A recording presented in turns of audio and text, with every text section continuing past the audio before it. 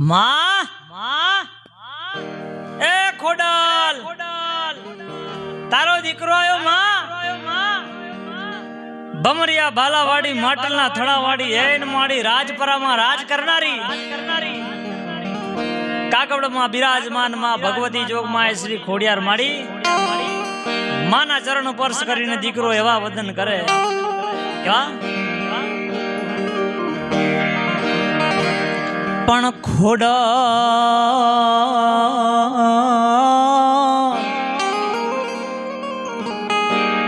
માડી તમારો દીકરો